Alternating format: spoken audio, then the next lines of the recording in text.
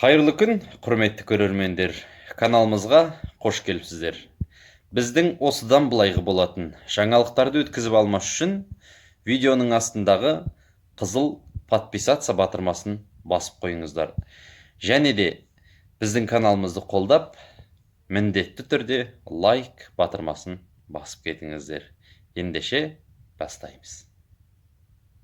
Ассалаумағалейкум ардақты ағайын, Қарағандыдан барлығына сәлем. Қадірменді ағайын, бүгін бұрынғы видеоларымда уәде бергендей сіздерге астау жасаудың толық технологиясы туралы айтып өтетін боламын. Дайын болсаңыздар, кеттік. Жұмыстың басы ағаш таңдаудан басталған дұрыс. Яғни мүмкіндігінше бұтағы жоқ, жарығы жоқ ағаш таңдаған дұрыс. Мына көріп тұрған бұтақтарыңыз ар жағына өтпеген, сондықтан бұл бұтақты астаудың размеріне сәйкес келдірмей қалдырып өтетін боламыз. Бұның қорқынышы жоқ. Мына бұтаққа дейін 62 шығып тұр, сондықтан бұл бұтақты астаудың сырт жағында қалып қоймақ. Ендеше осы ағаштан астау жасап шығамыз қазір. Мінекей ағашымызды төрт бұрыштап кестік, симметриясын шығардық. Енді мынандай қарапайым құралдардың арқасында астаудың нобайын шығарамыз. Мына жақ құлағына 8 см, мына жақ құлағына 8 см қалдырдым. Астаудың нобайын келтірдік. Мынандай астау болмақ. Ары қарай мынаның барлығын төрт бұрыштап кесіп шығу керек. Ең алдымен араны 45 градусқа қойып, астаудың мына шеттерін қисайтып шеттеп алу керек. Одан кейін араның тереңдігін азайтып, осы 45 градус қалпымен мына жәнін кесесіз. Одан кейін араны тік қоясыз да, мына жерге төрт бұрыштап, қатты терең қылдырмай шабуға ыңғайлы кесіп аламыз. Шабатын жерімізді дайындап болдық. Қалған қалдықтарды отынға саламыз. Ал мына жерді бізге қазір шауып шығу керек. Оны шабу үшін бізге мынандай құрал сайман қажет. Шот деген сайман. Осындай мақаммен мына сызықтың бойынан асырмай ішін шауып шығу керек. Қадірменді ағайын, келесі тыңдайтындарыңыз халық әні «Болгарка».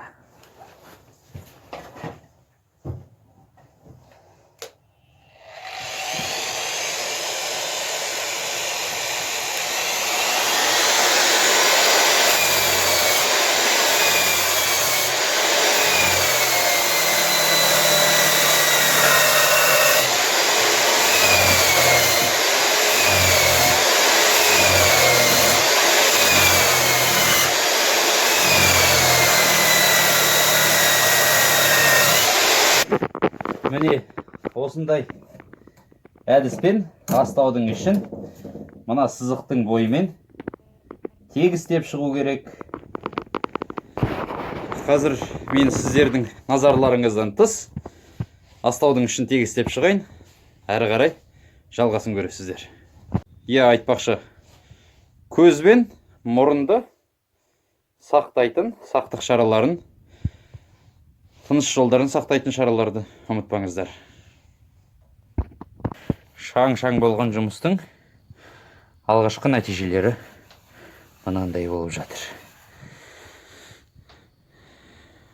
Өнер көрсетіп жатқан барлық мемлекеттерге танымал әртіс УШМ яки болгарка. Астаудың ішін тазалап болғаннан кейін қадірменді ағайын мынандай трафареттер арқылы қарындашпен ою сызып, сол оюды мынандай стаканчик деген фрезермен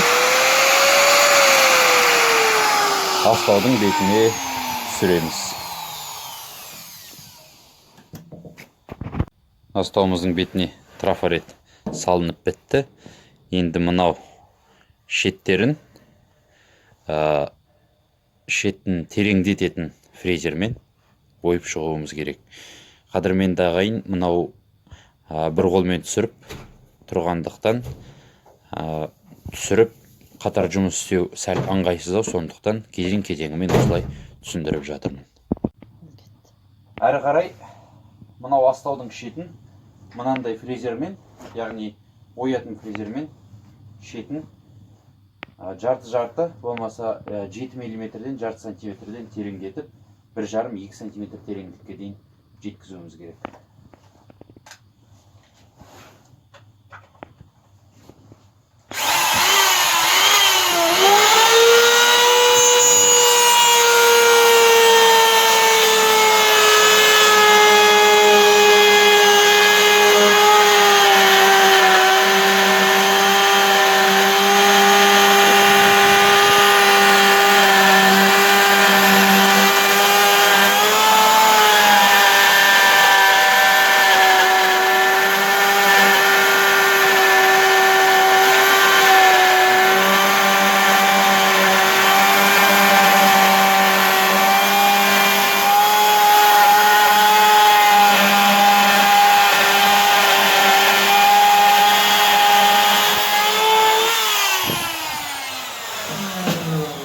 Осы әдіспен шетін кезек-кезек айналдырып, тереңдігін ойып шығуымыз керек. Мінекей, астаудың шет-шетін ойып шықтық. Енді мынандай фрезамен оюларының шетін шеттейміз. Оюлардың шеті әдемі көрінеді сол кезде. Астаудың оюларының шеті осылай шеттеліп шықты. Бұны енді наждақ қағазбен қолмен ары қарай жеткіземіз. Келесі кезең астын өлшеп сызып алған астын мынау пчелка арамен ең басындағыдай тіліп, одан кейін шауып тастаймыз. Қалғанын халық әртісі болгаркамен жеткіземіз. Мінекей, астаудың құлақтарының астыңғы жағын тереңдігін жеткізбей кесіп шықтық. Ары қарай мынаны шабамыз. Бұны қолдануға шот қолдансаңыздар болады, я болмаса қашаумен шауып шығуға болады. Мінекей, астауымыз шабылып болды. Дайын болуға сәл қалды деген сөз. Енді мынау артық шығып тұрған жерлерін өздеріңіз білетін халық әні, халық әртісі болгаркамен тегістеп шығамыз. Астаудың астын тазалап, болгаркамен шлифовать етіп біттік. Енді келесі кезекте мынандай астаудың қырындағы артық шыққан заттарды қолмен жонып алып тастаймыз.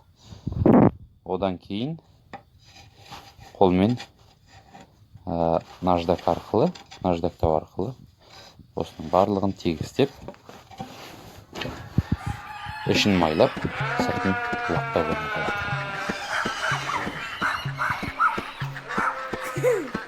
Азапамның ауылына барып едім қыдырып, бір қошақын алдымнан шығып өтті жүгіріп.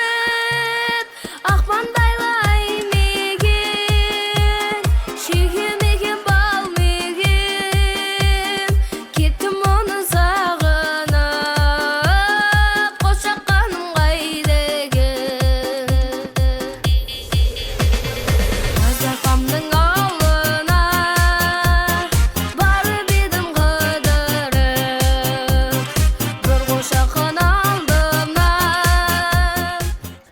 астауымыз да дайын болды. Бұның ең соңғы жұмысы ең ұсақ 120 болмаса 150 деген наждакпен сыртын әдемілеп майдалап тазалап шығамыз. Одан кейін өз қалауларыңыз бойынша ішін маймен, сыртын лакпен бояп әдемілеуге болады.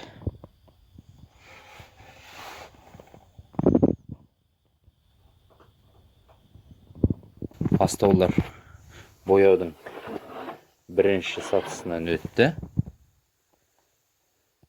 Әрі қарай шаң жұқпайтын жерге апарып, сыртын лакпен бояймыз. Мінекей астауларды бояп болғаннан кейін ішін майлау керек. Әдемілеп сұйық маймен толық майлау керек. Майды аямаңыздар. Май сіңген сайын астаудан дәм шықпайтын болады. Бойына су жинамайтын болады. Шылқытып отырып майлау керек. Тіпті мынаның астына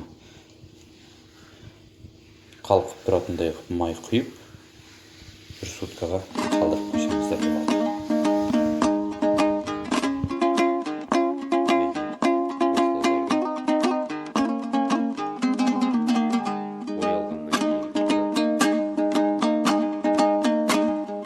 Арғы жағы елдің бергі жағы, жағасында жайқалған жапырағы. Өкілім ай жеңгеш ай сағындым сәулем, бір сен ойлап. Өкілім ай жеңгеш ай сағындым сәулем, бір сен ойлап. Ата-анамды сағынып әнге салдым, бауырымның хабарын алмағалы. Өкілім ай жеңгеш ай сағындым сәулем, бір сен ойлап. Өкілім ай жеңгеш ай сағындым сәулем, бір сен ойлап.